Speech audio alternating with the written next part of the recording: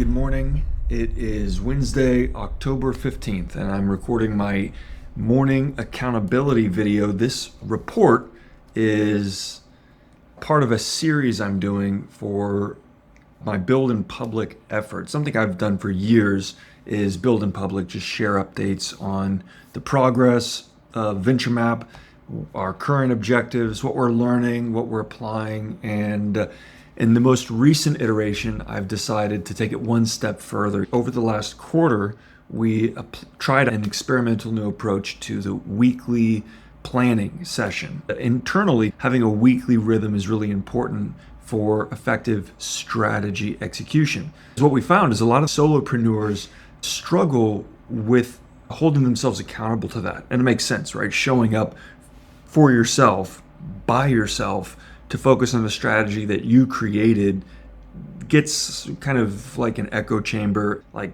I'm just going to focus on the immediate thing in front of me. The problem with that is that leads to a cycle of reactivity, fight or flight, ego-based decision making, and inevitably burnout.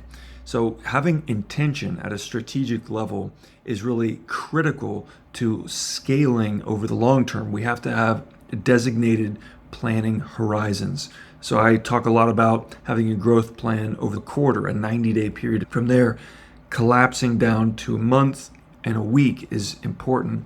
And we validated that weekly planning horizon in a distributed hybrid context. We've got a bunch of solopreneurs that show up, and it's half facilitated by the fractional COO, half individualized, where everyone's going through the specific segments of the agenda in a focused way that's directly relevant to their metrics and key initiatives. That's a nice balance between virtual co-working and the collaborative, facilitated, socially supportive environment that you would get on a larger organization with a team while still being a solopreneur. So we've got a lot of positive signal and validation from the early tests we've done at that weekly level. The hypothesis that I've began to form is at the daily level, in keeping with the idea of drilling down to the actual point of execution.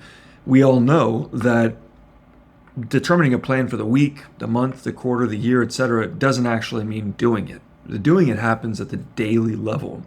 And the way that we allocate our time and our bandwidth at that daily level is kind of like the final line of defense. It's the last moment before we cross the threshold from theory into practice. That's the challenge that most operators and founders have. Actually doing what they said they were going to do, as opposed to falling victim to shiny object syndrome, distractions, or analysis paralysis, feeling daunted by the strategic objective that they've defined, whether implicitly or explicitly, in a materially defined context like a growth plan, the same type of custom growth plan that we build for free for all of our VentureMap community members. Regardless of how it's defined, there's a massive friction point to actually doing the work. Just like going to the gym, it's one thing to have a workout app that tells you your routine, scratch out a few workouts on a notes app or a notebook, or even have a trainer prescribe a workout to you. It's a different thing to get under the weight and do the reps. We all know that in the business context, getting under the weight and doing the reps is sitting down in a focused capacity and actually doing the hard work to work on your business as opposed to just in it. To have the strategic objective guide your efforts as opposed to just the immediate issues or opportunities you're sensing as a founder. That's strategy execution. Of course, we have to leave room for emergent strategy. We have to leave room for opportunities and issues that we are confronted with in the operating environment. That's a part of being adaptable. Adaptability is the central element to success in operations. We have to be adaptable. We have to maintain a posture that is strong in our environment sensing capability. We have to be sensitive to the signals we're getting from the environment. So there is a balance, a dynamic that requires discernment there. That being said, day to day, regardless of If it is deliberate or emergent strategy, day-to-day is where the magic happens. That's where the work is done. In order to be the chef that eats his own cooking, I am wanting to lead from the front and actually flush out this concept, which is, how do you have distributed accountability on a daily basis? That accountability piece is super critical. On a larger team, it's a little more straightforward because there's a designated chain of command, there's a social structure and a hierarchy, and there's expectations, there's obligations, the stakes are higher in some strange way. They're perceived as higher because if I'm committing to a operations manager or a colleague even, hey, I'm going to get this done by this day, that external anchor is like it almost like bends space-time that pulls you in that direction. But if it's just you, it becomes kind of like an echo chamber that's inconsequential in a strange way for the majority of cases. Of course, there's outliers with an outsized force of will and experience that are very adept at executing in isolation. But that wouldn't be the norm in my experience. That wouldn't be the general pattern. So we've been looking to solve for the most critical problem set that the majority of solopreneurs are facing, and that is today consistent strategy execution. Now that we're beginning to see positive signals on the week-to-week planning horizon and having a method that is applied towards that we believe is going to be successfully productized and scaled, we're now turning our attention to that day-to-day strategy execution planning horizon, and that begins with a morning briefing. You have to go into the day in a way that allocates your time and says, okay, here is how I'm actually going to block out these hours. So I'm a big fan of Timeboxing. There's no better tool, in my personal opinion, than Sunsama to do this. I've talked a lot about Sunsama over the years. It is a fantastic tool. It's unbeatable. It's one of the best $20 I spend on a monthly basis for software. The Timeboxing ability is very helpful, but its integrations with other tools like the email, like Trello and others is so helpful, because then I can just show up and pull things directly into the calendar, directly into my to-do list for that day, and it's focused. It's not overwhelming. If you're anything like me, if you show up and there's 1,000 things or 100 or even a dozen things in a backlog, like in Trello, that daunting sense can lead to like cognitive overload. And what we want at the daily level is as low friction as possible, as low excuse as possible. For me, at least, I try to box myself in so there's nowhere to wiggle out. I have to execute. And Sunsama is really helpful for that, because once you prioritize your tasks, you estimate the time required to do them, you time box them on your calendar, and you start. It goes into focus mode, and you actually are tracking those tasks. So I'm going to finish up here. I've got my list done. I've gone through the daily ritual, they call it, but it's basically a routine where you drag over your stuff from Trello, you pull stuff out of your backlog, wherever it needs to be, you create your tasks.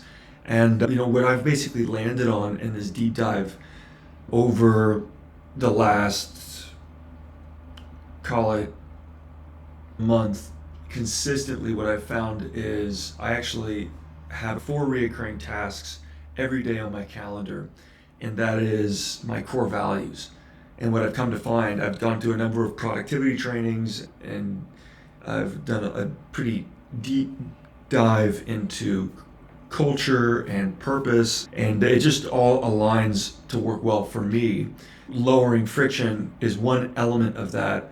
Having drive is another piece. Trying to accomplish both simultaneously is important for me. To start the day with maximum aggression, energy, flow, and momentum is really important. Lower the friction and fly into the day the best you can, right? If you are always trying to do those things, on your great days, you're going to go supersonic. On your worst days, you're still going to be moving at a decent enough pace to consistently make progress. The average between those two will be effective enough to make good progress. My 4 core values are: 1, grounded in the absolute. You have to be connected to your creator. You have to be submitted under a higher power and recognize the truth of the relationship with that higher power through Christ. One part is through the scriptures, one part is through time and prayer and meditation. If I don't have that, my day-to-day experience feels more adrift. Feels more like you're a ship floating on the surface with turbulent seas, as opposed to anchored or moored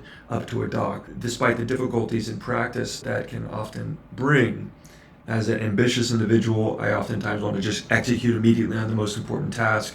But I've found that when I prioritize getting into the Word first thing before I get into my work, my day is more grounded. So that grounding in the absolute is so important to me. If I don't do anything else, but I do that, I know that I'm successful for the day. Secondly is sharpening the axe. And that comes from a quote. If I had 6 hours, from Abraham Lincoln, if I had 6 hours to cut down a tree, I'd spend the first 4 sharpening my axe. I believe that fitness is that.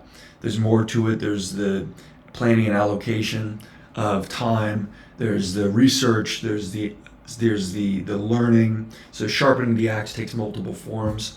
When I'm training, and whether that's going for a hike, lifting weights, or on the mat, there's a multifaceted dynamic where my mind is also moving with my body. I'm stitching together concepts that I've been learning and seeing patterns and the things that I'm going through in life and that I'm studying. So that's really important in terms of preparedness for me. I think I align with the principle of no one rises to the occasion. We fall back on our level of training or preparedness. So consistently preparing is really important.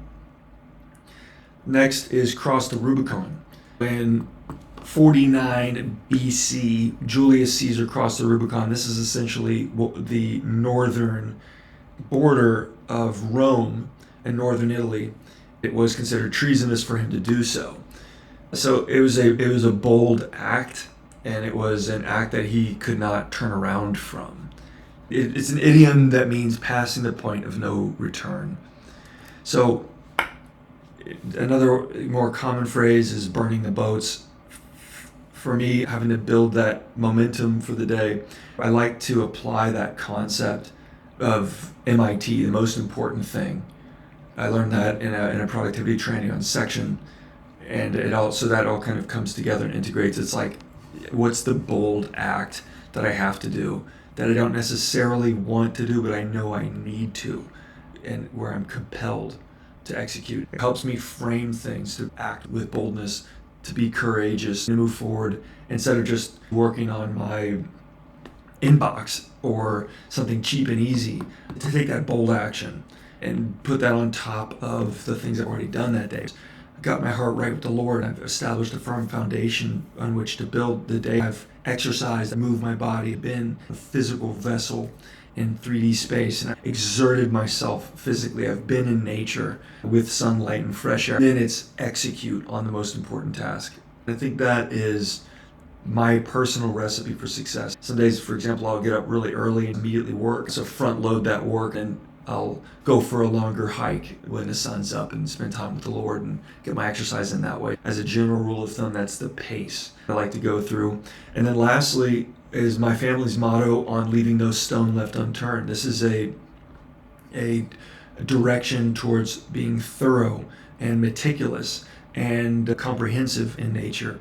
And this is essentially a way for me to always ensure that the little things are done, that the less important tasks have a voice, that they have a blip on the radar screen, and that things don't fall through the cracks. You can see here, we've got a few things that are over on time, but the good news is we're already done on these. For the point of illustration, I wanted to make sure that we went through the thought process.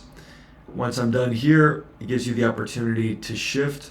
You can see I just have my recurring tasks in here. It looks like this one got deleted. Every day, these are just front loaded in. Once you say it looks good, we're all set. I review and execute. Once you're there, now from there, basically track the time, and I get into it. So that's my morning report for Wednesday, the 15th of October. I appreciate all of you. Thanks for joining me on this journey. My big task for now is the venture map acquisition system, specifically pertaining to our money models. What we're going to work on is refinement of our cold email. That outbound prospecting engine has to be refined. We've got to create an integration between our lead magnet and our attraction offer. We've made our first dollar with the attraction offer, so that's kind of cool.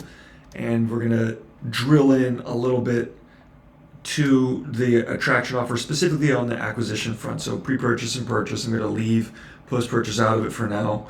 So there's a little bit of shifting around that has to happen, whereas this is going to drive directly up to here, as opposed to where it was driving, which is to here. Instead of pushing people from cold email directly to the about page of the free community, we're going to cut this step out directly and push them into basically this intake. So a little bit of a shift there, but I think it's going to be helpful to simplify, and then we're going to refine that upsell, how we're actually going to deliver on the upsell, which is pretty important, and then we'll refine the downsell and continuity offer. This is rough, but we'll make progress. I don't know how much I'll be able to do on continuity or downsell. I think it'll primarily be focused on modeling out here, updating this, which is basically our channel for the predictable pipeline or cold email, our lead magnet, and our attraction offer. Those three interconnected elements are really important as the most upstream elements for our acquisition system, for our company's monetization strategy, and so we'll continue hammering away at that, and then we'll see how far we can get. All right, so that's the most important thing for the day. I appreciate you guys. Thanks for checking this out, and I look forward to seeing you in the next one. Till then, logging out.